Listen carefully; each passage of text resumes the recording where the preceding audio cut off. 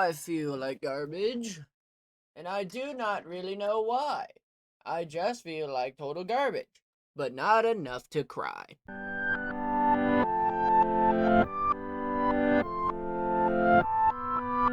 Hello everyone, my name's Stonsey Boy and welcome back to Reading with Stonsey. Today we are reading pages 145 to 174. I think that's about correct because we're reading only 29 pages, which is the second longest amount of pages that we've had to read for this book. I didn't think it would be, but whatever. It's fine though, because we're reading chapters 14 to 17, so 3 nice breaks in between. Should be a good amount of time to do it, so without further ado, let's begin. Chapter 14, A Slight Stipulation. Rowan stepped on Citra's toes on his way out to the aisle. She grunted slightly, but didn't wisecrack about it.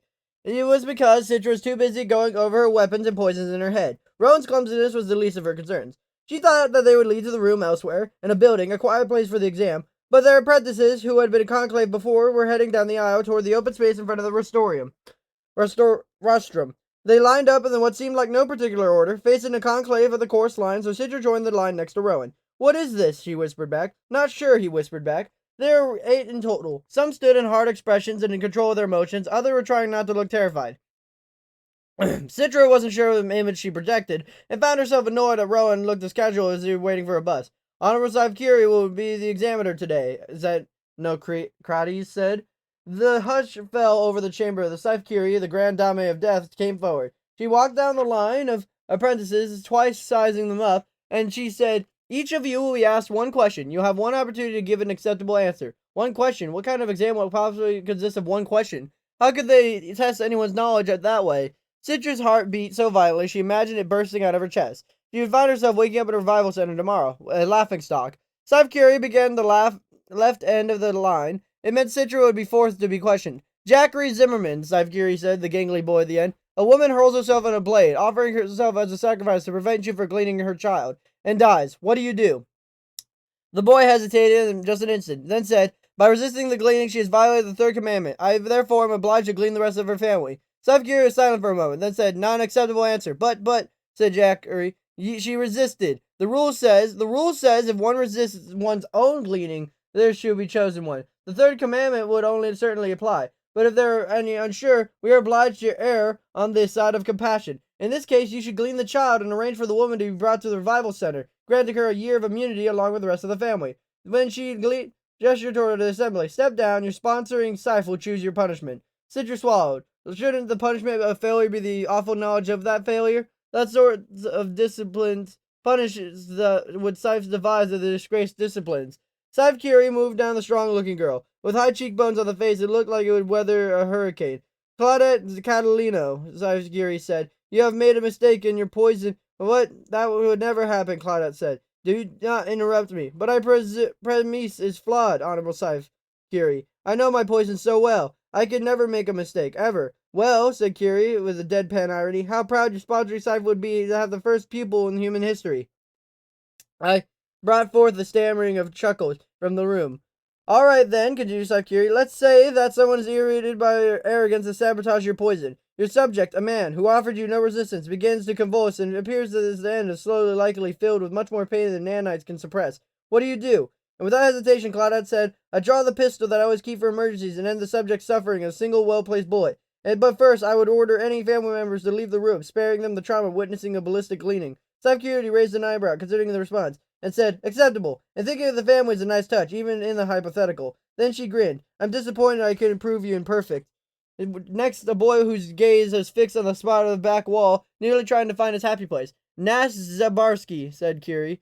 "Yes, Your Honor," his voice quivered. Citra wondered what sort of response that might evoke a Curie, but what sort of question she might ask a boy so frightened. "Name for me 5 species that generate neurotoxins powerful enough to be effective on a poison-tipped dart." The boy, who had been holding his breath, exhaled in loud relief. "Well, phyllobates, Areotenian, of course. They are better known as the poison dart frog," he said. "Blue-ringed octopus, the marble-cone snail, inland Tabian snake, and, the deathstalker scorpion." "Excellent," Scythe Curie said. "Can you name any more?" "Yes," Noah told her, "but you said one question." "And what if I tell you I've changed my mind and I want it 6 instead of 5? Noah took a deep breath, but didn't hold it in. Well, I would tell you the most respectful way that you were not honoring your word, and a Scythe is duty bound to honor their word. Scythe Curie smiled. Acceptable answer. Very good. Then she moved on to Citra. Citra Terra Nova. She realized the Scythe knew everyone's name, and yet it came to shock her to say it. Yes, Honorable Scythe Curie? The woman leaned in close, staring deeply into Citra's eyes. What is the worst thing you have ever done? Citra was prepared for just any question. Any question but that one. Excuse me? It's a simple question, dear. What's the worst thing you've ever done? Citra's jaw clenched. Her mouth went dry, and she knew the answer. She didn't even have to think about it. Can I have a moment? Take your time. Then a random sigh from the audience echoed. She's done so many terrible things, she hasn't having trouble selecting just one. Laughter everywhere. In that moment, she hated them all. Citra held eye contact with Scythe Curie, all those seeing gray eyes. She knew couldn't hold back away from the question. When I was 8, she began, I tripped a girl down the stairs. She broke her neck and I had to spend 3 days at the revival center. I never told her that it was me. That was the worst thing I ever did. Scythe Curie nodded and offered a sympathetic grin. Then said, You're lying, dear. She turned to the crowd, shaking her head, perhaps a little sadly. Unacceptable answer. Then she turned to Citra. Step down, she said. Scythe Faraday will choose your punishment. She didn't argue. She didn't insist that she was telling the truth, because she wasn't. She had no idea how Scythe Curie knew. Citra went back to her place, unable to look at the Scythe Faraday as she said nothing to her. When Scythe Curie moved on to Rowan, who seemed to be smug, Citra just wanted to hit him. Rowan Damish, Scythe Curie said, What do you fear? And what is your fear above all else? Rowan did not hesitate in response. He shrugged and said, I don't fear anything. Citra wasn't sure he heard him right. Would he say he didn't hear anything? Had he lost his mind? Perhaps you want to take some time before answering? Scythe Curie prompted, but Rowan just shook his head. I don't need any more time. That's my answer. I'm not going to change it. Absolute silence in the room. Citra found herself involuntarily shaking her head, then realized he was doing this for her. She wouldn't have to suffer alone whatever punishment was in store, so she would feel like she was falling behind them. Although she still wanted to smack him, now was an entirely different reason. So, said Curie, today we have one perfect apprentice and one fearless one, she sighed. But I'm afraid that no one is entirely fearless, so your answer, as I'm sure you must know, is unacceptable. She waited, perhaps thinking Rowan might respond to that, but he did not. He just wanted her to say, Step down, Scythe Faraday, we'll choose your punishment. Rowan turned to his place next to Citra, nonchalant as could be. You're an idiot, she whispered to him. He gave her the same shrug she gave Scythe Curie. Guess so. You think I don't know why you did that? Maybe I did it so I'll look better in the next conclave. Maybe I gave too good of an answer today that my next question would be harder. But Citra knew to be false, faulty logic. Rowan didn't think that way. And then Scythe Faraday spoke up, his voice quiet and measured, though somehow carrying intensity was chilling. You shouldn't have done that. I'll accept whatever punishment you see fit, Rowan said. It's not about the punishment, he snapped. By now, Scythe Curie had questioned a few more apprentices, and went to sit. One went to sit, 2 others stayed. Maybe Scythe Curie will see what I did as noble, Rowan suggested. Yes, and so will everyone else, Faraday said. Motives can easily be beaten into weapons, which proves, Citra said to Rowan, that you're an idiot. But he only grinned idiotically. But she thought that she had the last word in the matter, and that it was over until they returned home, where, no doubt, Scythe Faraday would inflict some type of annoying but fair punishment that fit the crime. She was mistaken. After the apprentices were done with the traumatized, the focus of the Scythes began to wear down. There was now a constant murmur of the Scythes to discuss dinner plans, and hour approached 7. The remaining business is of little interest to no one. Issues of building maintenance and whether or not Scythes should be required to announce the turning a corner, so it wasn't so shocking when they looked 30 years younger at the next conclave. It was the things that were wrapping up the Scythe stood up and they loudly addressed Xenocrates. She was one dressed in green emeralds embroidered on a robe, one of the Scythe scholars' bunch. Excuse me, Your Excellency, she began, although clearly she'd been speaking to an entire assembly, just not a high blade. I'm finding myself troubled by the set of new apprentices, more specifically, the apprentices taken on by Honorable Scythe Faraday. Both Citra and Rowan looked up. Faraday did not. He seemed frozen, looking downward as meditation, or perhaps steeling himself for what was to come. To the best of my knowledge, a Scythe has never taken on 2 apprentices and set them in competition for the ring, she continued. Xenocrates looked over at a parliamentarian, who had jurisdiction in such matters. There's no law against it, Scythe Rand, said the parliamentarian. Yes, Scythe Rand continued, but clearly the competition has turned into a camaraderie. How will you ever know which is better candidate if they continue to aid each other? Your compliment is duly noticed, said Xenocrates, but Scythe Rand was not done. I propose that, to ensure the competition is truly a competition, we add slight stipulation. Scythe Faraday rose to his feet as if launched from his chair. I object, he shouted. This conclave cannot stipulate how I train my apprentices. It's my sole right to teach them, train them, and discipline them. Rand held up her hand and gesture of mock magnanimity. I merely seek to make your ultimate choice fair and honest. Do you think you can beguile this conclave with your baubles and vanity? We are not so based as dazzled by shiny things. What is your proposal, Cypherans? Asked Xenocrates. I object, shouted Faraday. You can object to do something she has not yet said. Faraday bit down on his objection and waited. Citra watched, feeling almost detached, as if it were a tennis match, and it was match point. But she wasn't an observer, was she? She was the ball, and so was Rowan. I propose, said Cypheran, in the slickness of Deathstalker Scorpion, that upon the confirmation of the winner, the first order of business that we'll have the winner glean the loser. Gasps and grumbles came from around the room, and Citra couldn't believe it. Some laughter and affirmations as well. She wanted to believe a woman in green would not be serious, and that this is yet another level of the test. Faraday was so beside himself he was nothing at first. He could have find the words to object. Finally, he thundered his fury, the force of nature, a wave of pounding ashore. This flies in the face of everything we are, everything we do. We're in the business of gleaning, but you and Scythe Goddard and all of his disciples, you will turn this into a blood sport? Nonsense, said Rand. It makes perfect sense. The threat of gleaning will ensure the best applicant comes out on top, and will rather than striking down as a ridiculous to a citrus honor. Horror. Xenocrates turned to Palomarian. Is there a rule against it? The Palomarian considered and said, since there is no precedent and the treatment of double apprenticeship, there are no rules about how you should be dealt with. The proposal is within our guidelines. Guidelines? Shouted Faraday. Guidelines? The moral fabric of Scythedom should be our guidelines. Do you even consider this barbaric? Oh, please, said Xenocrates, an exaggerated sweep of his hand. Spare us all the melodrama, Faraday. This is, after all, the consequence of your decision to take on 2 apprentices, when one would have been sufficient. Then the clock began to strike 7 o'clock. I demand the full debate and vote on this, Faraday pleaded, but 3 bells are already rung, and Xenocrates ignored him. As my prerogative as the High Blades, I so stipulate that in the matter of Rowan Damish and Citra Terranova, whoever shall prevail will be required to green the other upon receipt of his or her ring. Then he banged his gavel heavily upon the rostrum, adjourning the conclave and sealing their fate. There are times I long for a relationship with a Thunderhead. I suppose we always want what we can't have. Others can call on the Thunderhead for advice as it resolves disputes. Some rely on it confident, or it's known to have compassionate and impartial ear and never gossips. The Thunderhead is the world's best listener. Not us for Scythe, but us. The Thunderhead is entirely silent. We will have full access to its wealth of knowledge, of course. The Scythe uses the Thunderhead for countless tasks. But to us, it's simply a database, a tool, nothing more. It's an entity, as a mind. The Thunderhead does not exist for us. And yet it does, and we know it. And strangely, the collective consciousness of humanity's wisdom is just one more thing that sets Scythe apart from others. The Thunderhead must see us, and we must be aware of the Scythedom's pretty bickering and growing corruption, even though it's a pledge of non-interference. Does it despite us, Scythe, but decides to us because it has to? Or does it simply choose to not think of us at all? And which is worse, to be despised or to be ignored? From the Gleaning Journal of H.S. Curie. Chapter 15. A Space Between. The night was bleak and the rain streaked through the windows of the train, distorting the lights beyond, until the lights were gone. Rowan knew that they were slicing through the countryside now, but the darkness would have airless expanse of space. I won't do it, Citra finally said, breaking the silence that had engulfed them since leaving Conclave. They can't make me do it. Scythe Faraday didn't say a word, didn't even look at her. So Rowan took it upon herself to answer. Yes, they can. Finally, Faraday looked at them. Rowan is right, he said. They'll find whatever button that will make you dance, and they'll dance you will, no matter how hideous the tune.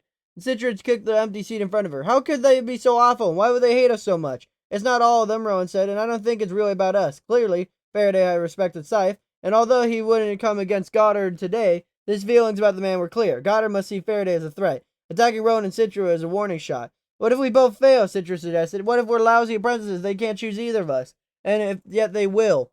And Faraday told her with the authority and the finality of the little room for doubt. No matter how poorly you perform, they will still choose one of you, for the spectacle alone. Then he scowled in disgust. And to set a precedent, I'll bet Goddard has enough friends to make sure it happens, said Rowan. I think he has the High Blade on his side, too. Indeed, Faraday said, in the world-weary sigh. Never before have I been so many wheels within wheels in the Scythedom. Rowan closed his eyes, wishing he would close his mind as well, and hide it from his own thoughts. In 8 months, I will get killed by Citra, he thought, or I will kill her. And calling it gleaning didn't change the fact that what it was. He cared for Citra, but enough to surrender his life to let her win? Citra certainly wouldn't back down and let him earn the ring. And he opened his eyes. He caught her staring at him. She didn't look away. Rowan, he said, whatever happens, I just want you to know. Don't, Rowan told her. Just don't. The rest of the ride was in silence. Citra, who was not the heaviest sleeper, found herself awake all night after they arrived home. Images of the sights she saw at Conclave filled the hint of her dreams, jarring back of unwanted wakefulness. The wise one, the schemers and compassionate, and those who do not seem to care. Such a delicate charge as pruning the human race should not be subject to the quirks of personality. Scythes were supposed to be above the petty, but just as they're above the wall, Faraday certainly was. If she became a Scythe, she wouldn't follow his lead. If she didn't become one, it wouldn't matter because she'd be dead. Perhaps there was some sort of twisted wisdom in the decision of having one of them gleaned by another. Whoever wins would begin their life as a Scythe and abject sorrow, never forget the cost of that ring. Morning came with no great fanfare. It was just an ordinary day like any other. The rain had passed and the sun peeked from behind shifting clouds. It was Rowan's turn to make breakfast, eggs and hash browns. He had never cooked that potatoes long enough. Hash pails? Citra always called them. Faraday never complained when the meals they made were superb. He ate what they served, and not tolerating complaints from either of them. The punishment for making something barely edible was having to eat it yourself. Citra ate, even though she didn't have an appetite, even though her whole world had slid off the axis. Breakfast was breakfast. How dare it be? When Faraday broke the silence, it felt like a brick flying through the window. I will go out alone today. The two of you will attend your studies. Yes, Scythe Faraday, Citra said, with Rowan saying the same half-a-second echo. For you, nothing has changed. And Citra looked into the cereal. It was Rowan who dared to state the obvious. Everything has changed, sir. And then Faraday said something anemic that would only resonate with them much later. Perhaps everything will change. Then he left them. The space between Rowan and Citra had quickly become the minefield, a dangerous no-man's land that promised nothing but misery. It was hard enough to negotiate with Scythe Faraday there, but his absence the two had left them, with no one mediate the space between. Rowan stayed in his room, studying whether then going into the weapons room, which would feel painfully wrong without Citra sitting with them. Still, he kept his door cracked in the faint hope that she'd want to bridge the distance. He heard her leave, probably for a run, and she was gone for a long time. Her way of dealing with the dark discomfort of her new situation was to remove herself from it before even more completely than Rowan had. And after she returned, Rowan knew there would be no peace between them, or within himself, unless he took the first step into the minefield. He stood outside her closed door for at least a full minute before he worked up the nerve to knock. What do you want? She asked, her voice muffled by a closed door. Can I come in? It's not locked. He turned the knob and slowly opened the door. She was in the middle of the room with a hunting knife, practicing bladecraft against the empty air, as if battling ghosts. Nice technique, Rowan said, then added, if you're planning on gleaning a pack of angry wolves, skill is skill, whether you use it or not. She seized the blade and tossed it on her desk, then put her hands on her hips. So, what do you want? I just want to say I'm sorry for shutting you down before. On the train, I mean. Citra shrugged. I was babbling. You were right to shut me up. And the moment got awkward, so Rowan just went for it. Should we talk about this? She turned away from him and sat on the bed, picking up a book in anatomy and opening when she was about to start studying. She hadn't yet realized she was holding it upside down. What is it?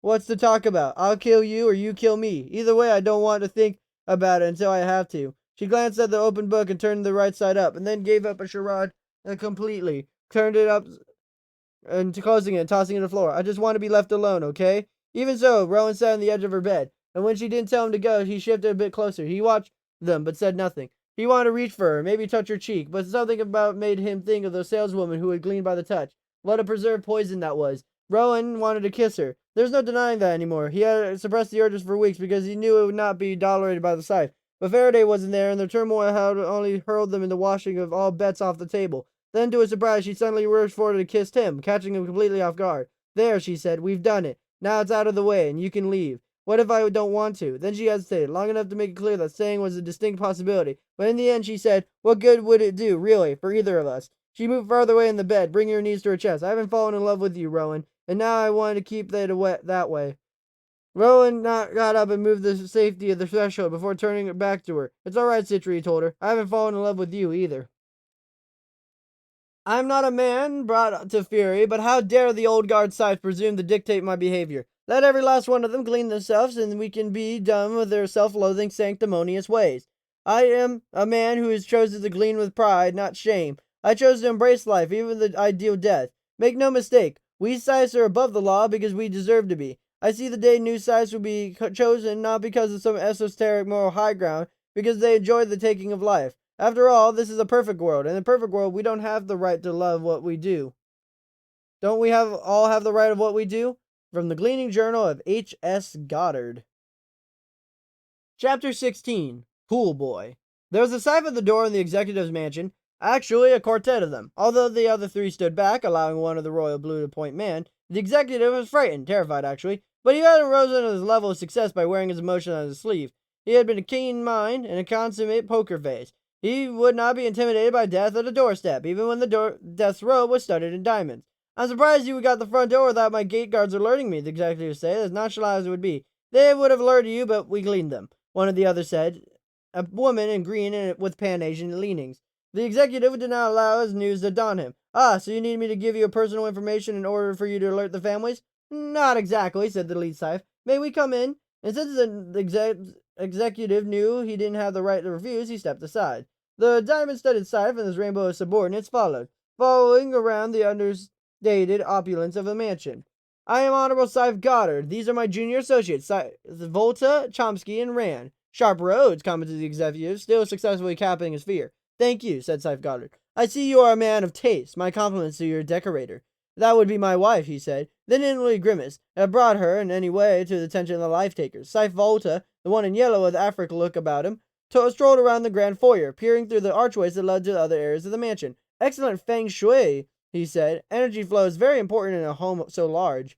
I imagine there's a good-sized pool, and the one in a flame-colored robe embedded the rubies. Scythe Chomsky, he was blonde, pale, and brutish. The executive wondered if they were enjoying prolonging his encounter, and the more he played along, the more power they had. So he cut through the small talk before he could see him crack. May I ask your business here? Scythe Goddard glanced at him, but ignored the question. He gestured at the subordinates, the two of the three left.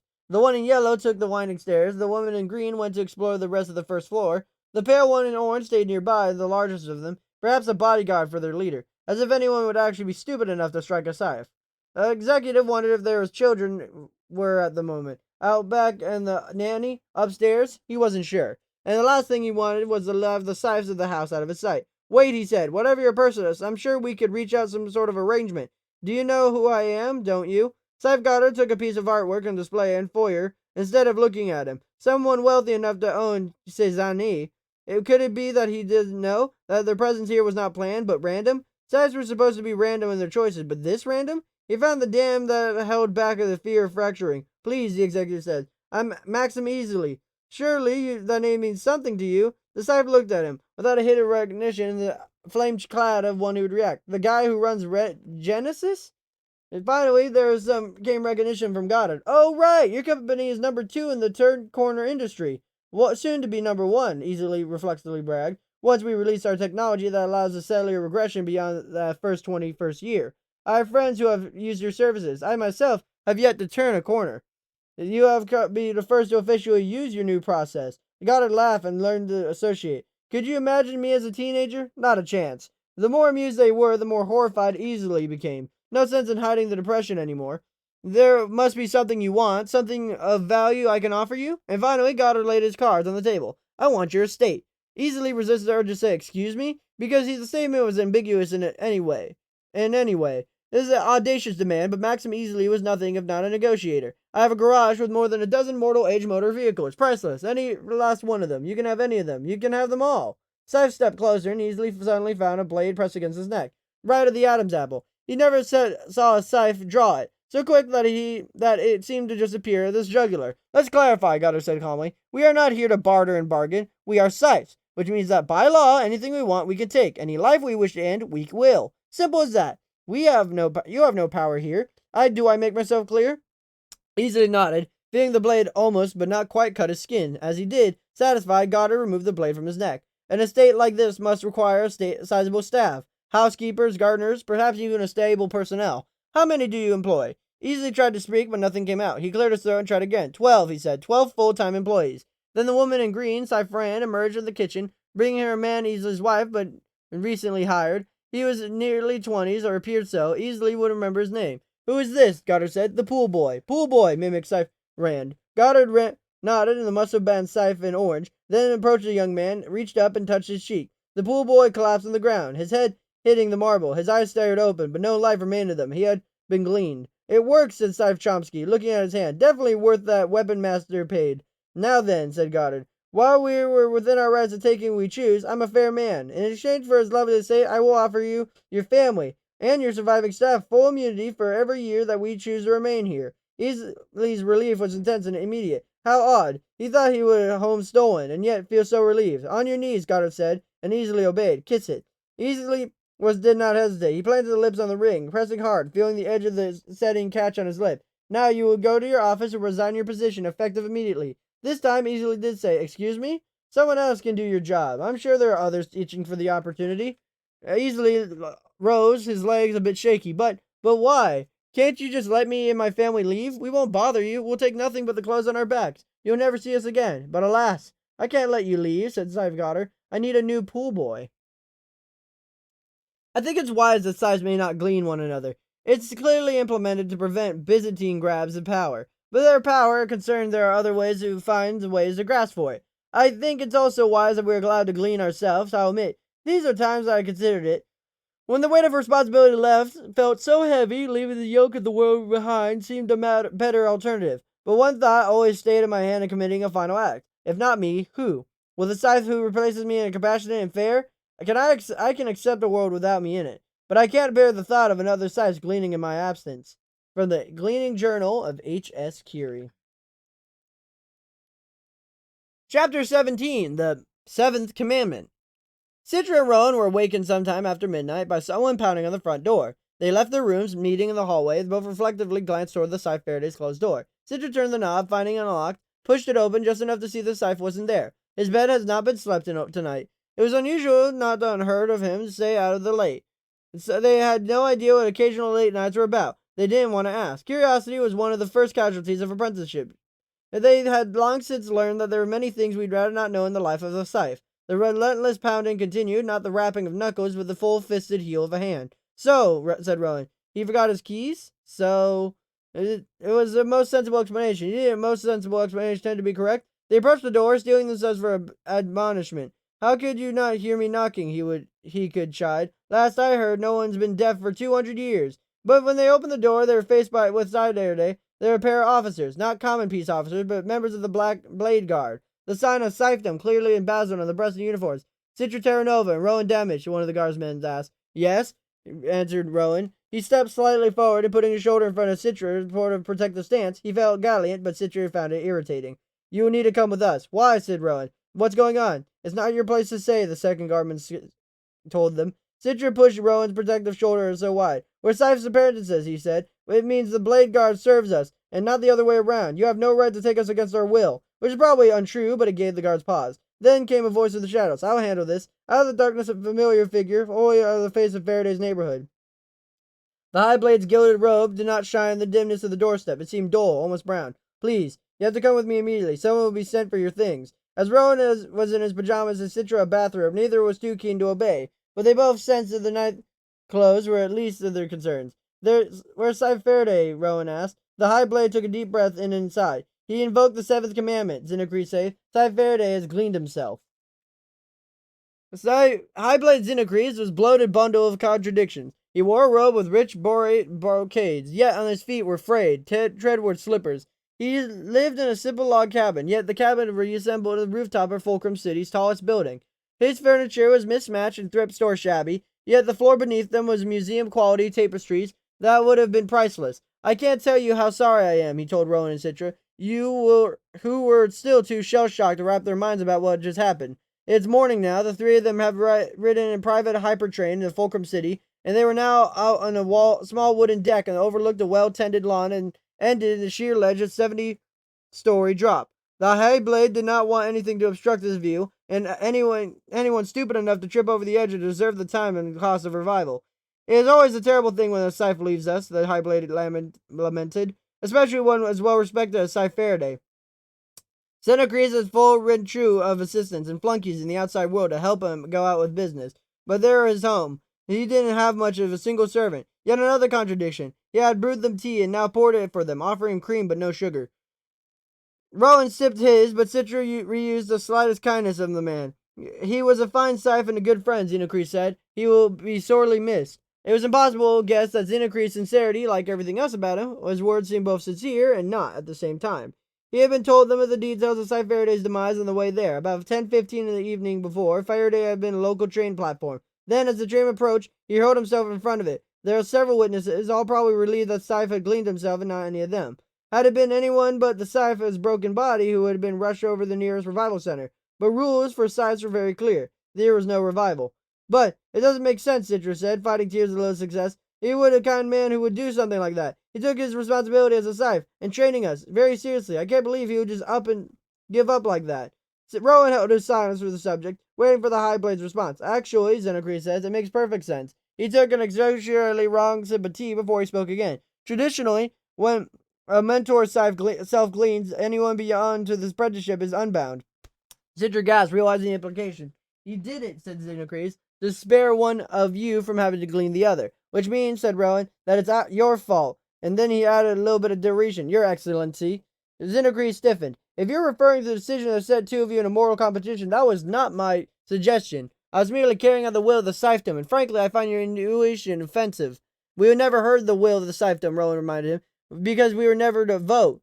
Xenocrates stood, ended the conversation with, I'm sorry for your loss. It was just more than Rowan and Citra's loss, though. It was a loss of the entire Scythedom, and Xenocrates knew it, whether he had so or not. So, that's it then, said Citra. We go home now? Not exactly, said Xenocrates, this time not looking at either of them in the eye. Well, it's traditional of apprentices' death scythes to go free. Another scythe can come forward and take over the training. It's rare, but it does happen. You, said Citra asked, you volunteer to train us now? It was Rowan who saw the truth of it in his eyes. No, not him, Rowan said. It's someone else. My responsibility as a high blade would make it far too difficult to take on apprentices. You should be flattered, however. Not just one, but two scythes have come forward. One for each of you. Citra shook her head. No, we've pledged to Scythe Faraday and no one else. He died to free us, so we should be freed. I'm afraid you've already given my blessing. So the matter is settled. Then he turned to each of them in turn. You, Citra, will now be apprentice of Honorable Scythe Curie. Rowan closed his eyes. He knew what was coming next, even before Xenocrates had said words. And you, Rowan, will complete your training with the capable hands of Honorable Scythe Goddard.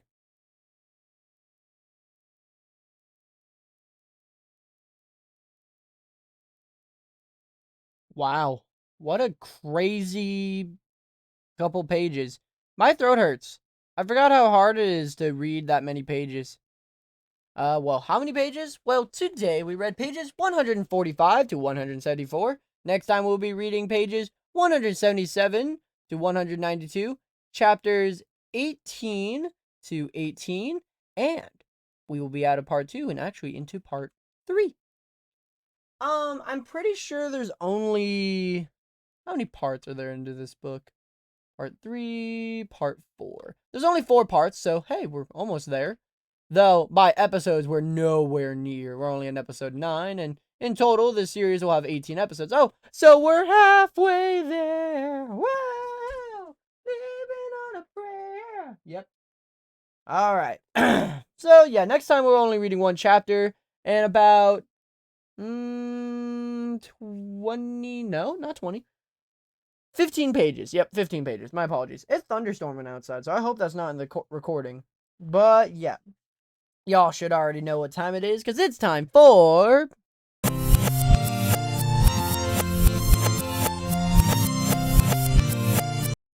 Reading Corner of the Day. Doing it up, Stonsey's way, bop. Today we are learning about the American Staffordshire Terrier. Long name. Very, very long name. It looks like a bulldog, but I guess it's a terrier. I mean, duh, it's a part of the terrier group, but I digress. Man, kind of just like a rip-off, definitely just looks like a rip-off bulldog, though. But before I can make fun of it, or make an opinion on anything, especially if it's something I like, I should learn of its history. Not only does it make me look smart in front of my mom, my dad, my sister, my brother, or, heck, even my, seriously, I am running out of things. My Monopoly for where I live, which I probably already said once before, but it makes me more intelligent. Now, intelligence doesn't necessarily lie in just knowing things, it also lies in knowing things and teaching them to others. That's why some of the smartest people you ever meet are teachers and doctors, though there's some dumb teachers and there's definitely some dumb doctors. No shade towards doctors. I just know there's definitely is some dumb doctors, and there's definitely some dumb teachers. So, yeah. The history of the American Staffordshire Terrier is that the American Staffordshire Terrier and the Staffordshire Bull Terrier descended from the same lines. The prototype originally sprang from a crossing the old type of bulldog with some old terrier types, probably the English Smooth Terrier, the result of aptly called the Bull Terrier, later the dubbed Staffordshire Bull Terrier. The dogs gained fame amongst fanciers in dogfighting, a popular sport despite having it declared illegal. Their fighting ability gained them passage to America in the late 1800s. They're dominated in fighting pits. There became known as Pit Bull Terrier, American Bull Terrier, and even Yankee Terrier. Americans favor the slightly bigger dog and the English preferred, and with time, two strains diverged. In 1936, the American Kennel Company recognized the breed as the Staffordshire Terrier. The name was changed in 1972 by American Staffordshire Terrier. Docility and tractability has always been vital traits of the powerful dog and must be handled even in the midst of a dog fight. Therefore, the AM staff evolved to have a sweet and trustworthy disposition around people. Fortunately, the game dog has not often appealed to people seeking the fighting rather than loving abilities. Often in the midst of controversy, beginning in the 1980s, it became found itself a target of breed-specific laws aimed at banning and controlling certain types of dogs. Despite this, the AM staff is currently enjoying one of the most popular periods among people wanting people to have fun-loving dog. Now that you know of that, what's the temperament? Is it really a fighter, or will it get along with my kid? Well, the temperament of the American Staffordshire Terrier is that it's typically docile and playful with its family. The American Staffordshire Terrier is also generally friendly towards strangers as long as its owner is present. It's generally a good dog with children. It is a protective breed that will be aggressive toward other dogs, especially those that challenge it. It is stubborn, tenacious, and fearless. For all its tough persona, its important thing in life is the breed of its owner's fond attention. Aw. Well, what's the upkeep? How do I keep this protector of the home up and running? Well, the upkeep of the American Staffordshire Terrier is that the staff needs daily outlet for its energy, preferably in the form of a long walk on a leash or a vigorous game in the yard. Although life outdoors in temperate climates, this breed is far better suited temporarily or sharing its family home. Co-care is minimal, as one of the breed's popularity considered a pit bull. Public acceptance may sometimes be low. So even they are considered pit bulls by the great writers. Now, if you're a child, please cover your ears. If you're a teenager or an adult who owns an American Staffordshire Terrier, you should listen because we're going to be talking about the health, their major concerns, minor concerns, what they're occasionally seen with, the suggested test, lifespan, and a note from 2nd edition D. Caroline Coley, PhD. Major concerns are CHD, cerebellar ataxia, and PRA. Minor concerns are elbow dysplasia, heart disease, and hyperthyroidism. They're occasionally seen with crurate, ligament rupture, allergies, hyperthyroidism. The suggested tests are hip, cardiac, elbow, thyroid, and eye. The lifespan is 12 to 14 years. And a note from the writer of this book is that CHD seldom causes problems in the symptoms in this breed. Now, for the form and function, imagine you don't see this dog in front of you. What's the form? What's the function? What does it do? Well, this stocky dog will be muscular, giving the impression that not only great strength for its size, but also grace and agility. Its gait was springy, a low center of gravity helped its feet and light. Nimbleness helped it avoid its opponent's teeth. Its own jaws are strong and great powered. Its coat is short, close, and glossy. Now, for the final part of today's episode, we are going through the tier list. 5 is the best, 4 is better, 3 is average, 2 is worse, and 1 is the worst unless it comes to grooming. Energy level, exercise requirements, playfulness, and affection level are all out of 3. Fairness towards dogs and other pets are all out of 1. Friendliness towards strangers is out of 3. Ease of training is out of 4, which is good. Watchdog and protection ability are out of 5, which is great. Grooming requirements is out of 1, which is something we all love. Cold and heat tolerance are both out of 3, so average. The weight of a healthy male and female American Staffordshire Terrier is 57 to 67 pounds, and the height of the average male American Staffordshire Terrier is 18 to 19 inches, and a female is 17 to 18 inches, unless it was feet, or else we'd be living in a world of, well, I would say giants, but this dog is only, at max, 10 to 11 inches. It's a terrier? That's a terrier breed? Huh. Never knew. The next breed we'll be talking about is the one you'll learn about in the next episode. So, hope you guys have a super fantastic, wonderful day. Be polite, be efficient. I hope you guys don't mind. I don't know if you guys have been hearing it this entire time. I'll have to check with my audio. I don't know if you guys have been hearing, like, well, I've been talking like a type of thing. But that's my dog. He's between my legs right now because he is scared of thunderstorms, and there's a thunderstorm going on outside. So, yeah. He's scared out of his mind. He's a chihuahua. So, I'm just letting him lay down on my chair with me. And, yeah, that's why if you heard me moving around or moving away or closer to the microphone, that's why. I'm just trying to make him comfortable. And I'm sorry if that hurt the audio at all today. So, yeah. Hope you guys do a fantastic, wonderful day. Be polite, be efficient. I hope to see you guys next time. I'll see you guys next time. You know what I mean. Bye bye!